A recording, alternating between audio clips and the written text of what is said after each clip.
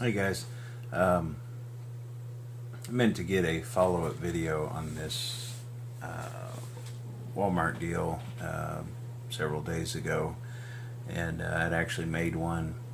Didn't put it up because I just kept getting off topic on a bunch of things. So anyway, I just wanted to redo it and get this put up. But got asked about a few things, and I think it's kind of important when you're thinking about whether there is this conspiracy or whether the conspiracy is true or not. Or I should say, whether the theory is true or not. One of the things was the Georgia Guidestones. And for those of you who don't know what those are, basically, I think they're granite, but they're these giant stones in Georgia that have a number of different languages on them. Inscribed in these are rules for, I'm going to say, some future world or government.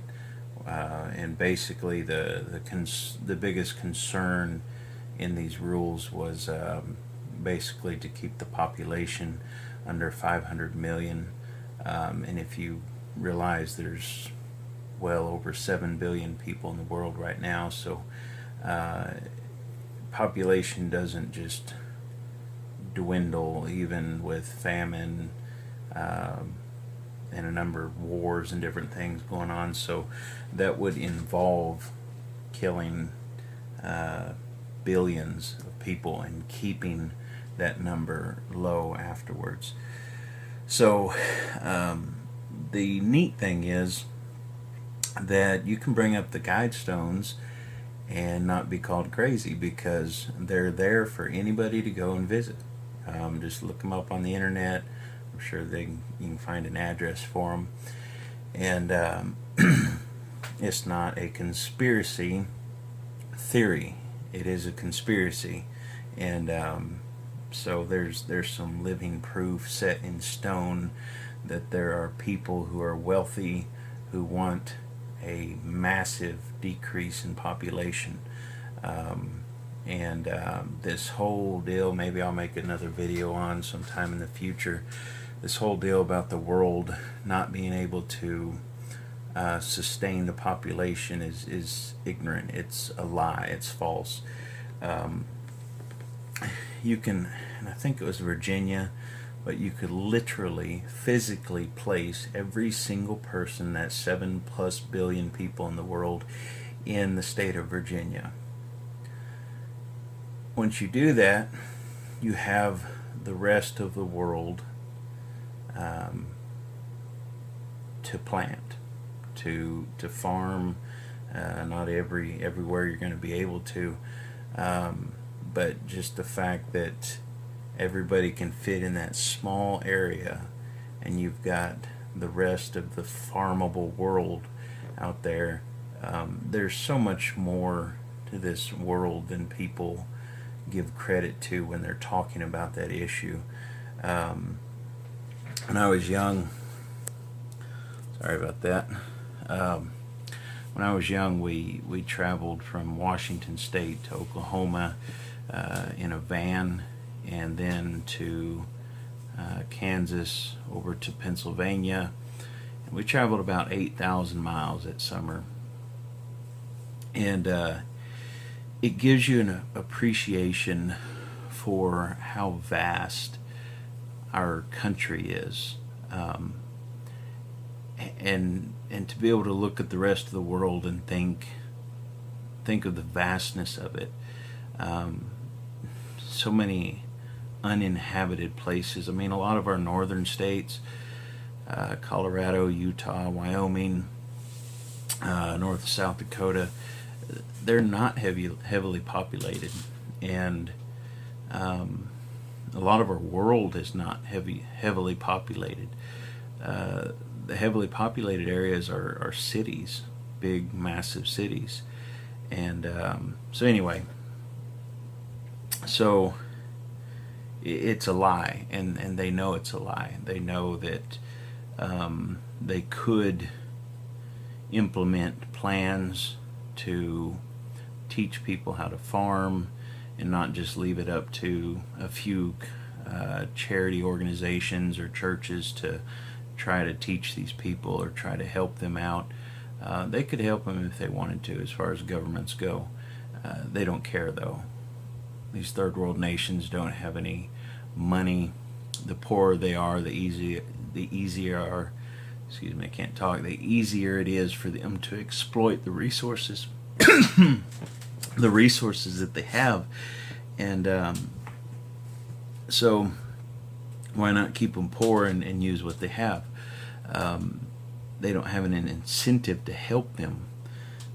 We do, because it's humane. It's what's being human is all about, to reach out to these people.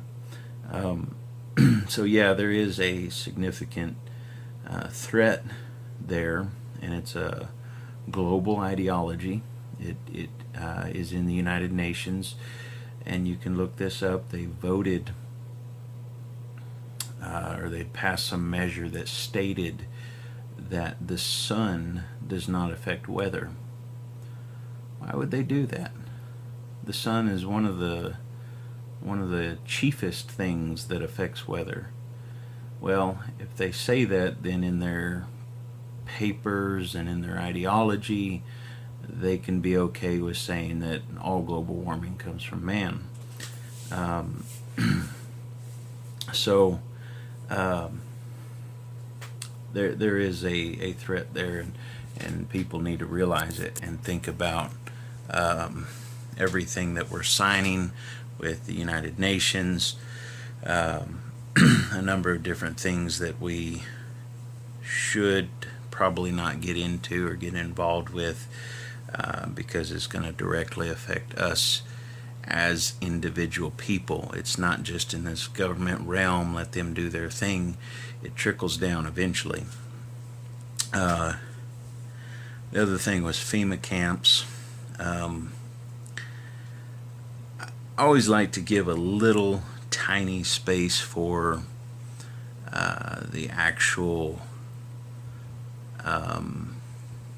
legitimate reason for some of these things. One of those would be civil disobedience, where people are breaking the law or killing people. The problem is,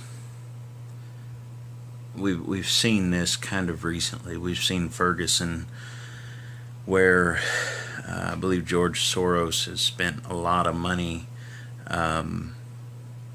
We see a number of things that has happened there. They're looting, they're stealing and rioting, burning stuff down that never really went anywhere with the goals that they said they had. It didn't accomplish anything.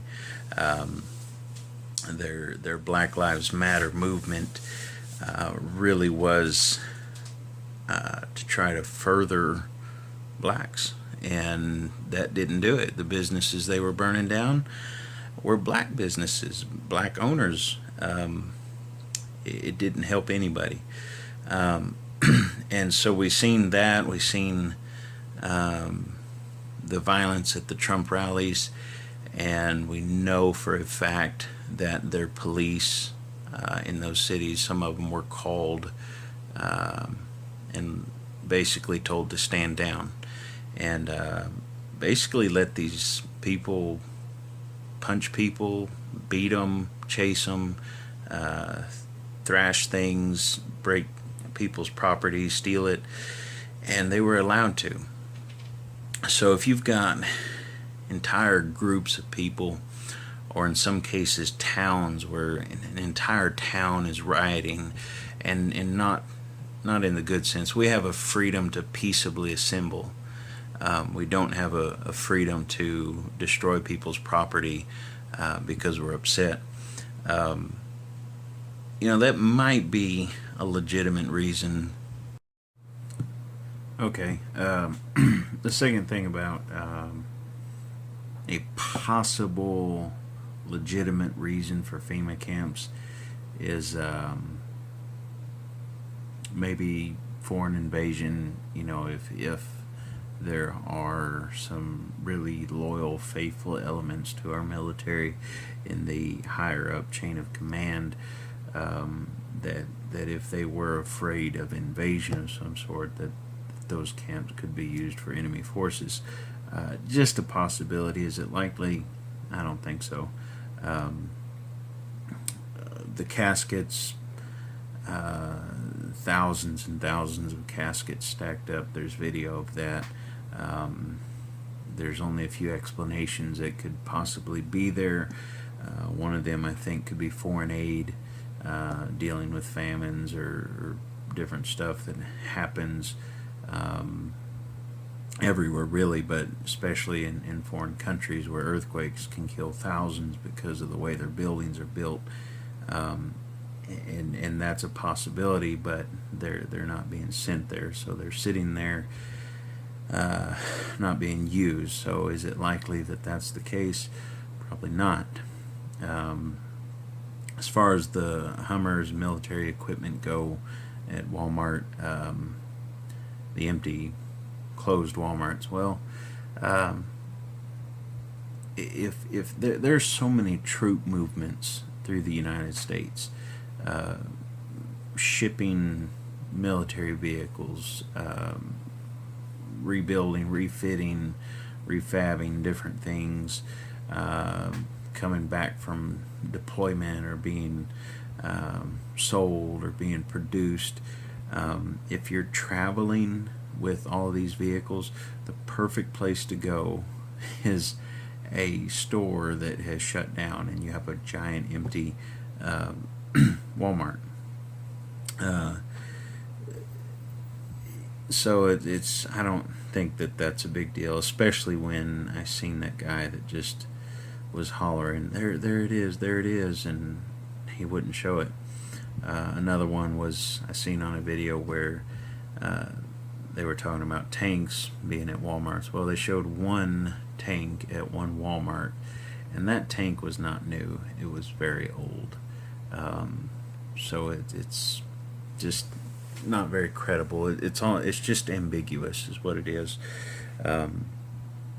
So they talk about Brazil. Walmart shutting down a bunch of stuff in Brazil. The economy is falling apart there. It's basically disintegrated. Why wouldn't you close your stores there? Continue to pour money into something that's not going to get you any return doesn't make any sense.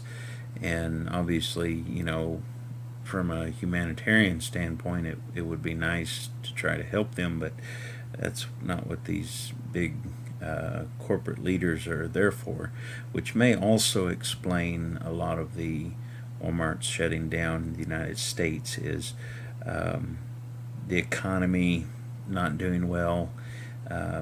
Maybe the CEOs don't want to take a cut. Maybe they don't want to, they're like, you know what, shut down that store. We'll lay off, 30, 40, 50 people or 100 people.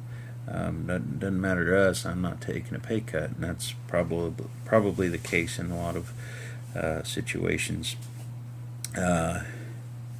So you kind of have to decipher what is conjecture, what's ambiguous, and what is real info. Obviously, there's this general feeling that you have to pay attention to, and ultimately what it boils down to is you've got to be prepared for anything. And ultimately the most important thing is your soul, and get your soul right. Figure out, search diligently what you believe, and then life is secondary. Try to do what you can. As far as my philosophy goes, is God gave me certain abilities. I'm going to prepare as best as I can, and there's nothing else I can do. I'm going to trust the Lord. Well, you shouldn't just trust God. Well, I do. I have to.